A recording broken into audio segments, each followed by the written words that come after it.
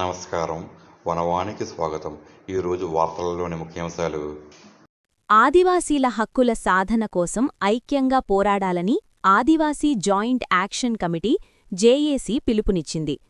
శనివారం రాజవొమ్మంగి మండలంలో భారత్ ఆదివాసీ party youth అధ్యక్షులు గుమ్మడి లోవ ప్రసాద్ ఆధ్వర్యంలో జరిగిన సమావేశంలో పలు కీలక నిర్ణయాలు తీసుకున్నారు. ముఖ్యమంత్రి ఇచ్చిన హామీ మేరకు జీవో నంబర్ 3 స్థానంలో 100% ఉద్యోగాలు ఆదివాసీలకే కల్పించాలని, ఏజెన్సీ డీఎస్సీని వెంటనే ప్రకటించాలని డిమాండ్ చేస్తూ మార్చి 30న రంపచోడవరం ఐటీడీఏ ముట్టడికి సిద్ధమయ్యారు. ఈ సమావేశానికి ఆదివాసీ జేఏసీ నాయకులు, యువకులు, పెద్దలు, మహిళలు పెద్ద సంఖ్యలో హాజరయ్యారు.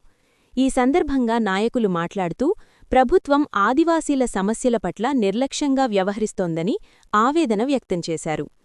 సమావేశంలో చేసిన ప్రధాన డిమాండ్లు 100% ఉద్యోగాలు, ముఖ్యమంత్రిగారిచ్చిన హామీ మేరకు 5th షెడ్యూల్ ప్రాంతంలో 100% ఉద్యోగాలను ఆదివాసీలతోనే భర్తీ చేసేలా వెంటనే చట్టం చెయ్యాలి.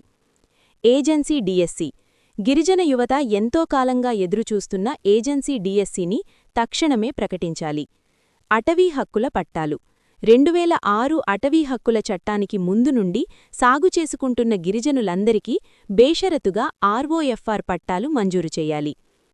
ఈ డిమాండ్ల సాధన కోసం ఉద్యమాన్ని ఉధృతం చేయాలని సమావేశంలో నిర్ణయించారు. దీనిలో భాగంగా మార్చి 30, 2026 సోమవారం ఉదయం రంపచోడవరంలోని ఐటీడీఏ కార్యాలయం వద్దకు భారీగా తరలివచ్చి ప్రాజెక్ట్ అధికారి పీఓ గారికి వినతిపత్రం అందజేయాలని తీర్మానించారు.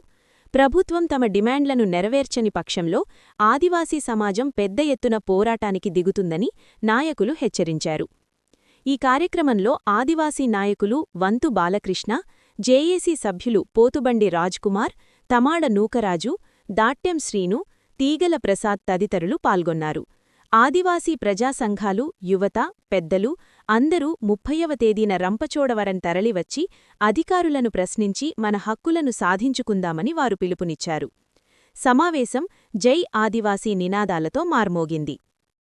నా పేరు గుమ్మడి లోవ ప్రసాద్, భారత ఆదివాసీ పార్టీ మండల యూత్ అధ్యక్షుల్ని, అలాగే ఆదివాసీ జేఏసీ సభ్యుల్ని.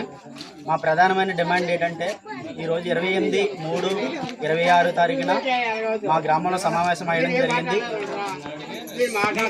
సుప్రీంకోర్టు జీవో నెంబర్ 3 విషయంలో 2020న రద్దు చేయడం జరిగింది. అయితే సీఎం గారు 2000 అరకు సభలో కూడా మనకి ప్రత్యేకంగా హామీ 100% ఉద్యోగాలు ఆదివాసీలతో భర్తీ చేస్తానని చెప్పడం జరిగింది.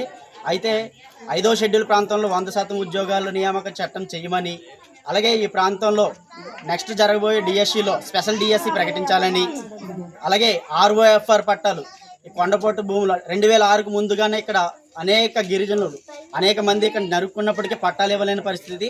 ఆ విషయంపై ఆదివాసీ జేఏసీ, ఆదివాసీ ప్రజా సంఘాలు ప్రతి ఒక్కరు కూడా 30/3/26 సోమవారం నాడున రంపచోడవరం ఐటీడీఏకు అందరూ వచ్చి మా ప్రధానమైన డిమాండ్లని కలెక్టర్ గారి దృష్టికి, పీఓ గారి దృష్టికి గ్రీవెన్స్ ఇస్తున్నాము. అందరూ కూడా ఆదివాసీ జేఏసీ నాలుగు ప్రజా సంఘాలు అందరూ కూడా రావాల్సిందిగా మా ప్రధానమైన డిమాండ్ను అక్కడ తెలియజేస్తాం. సమస్యను పరిష్కరించలేని దృష్టిలో పరిష్కరించకపోతే నెక్స్ట్ పోరాటం అనేది ఉధృతం చేసి ఆదివాసీ యువత అందరూ కూడా రోడ్లెక్కి అధికారులను ప్రశ్నించడం జరుగుతుంది. సోమవారం అందరూ ఐటీడీఏకి రావాల్సిందిగా కోరుచున్నాం. జై ఆదివాసీ, జై జై ఆదివాసీ.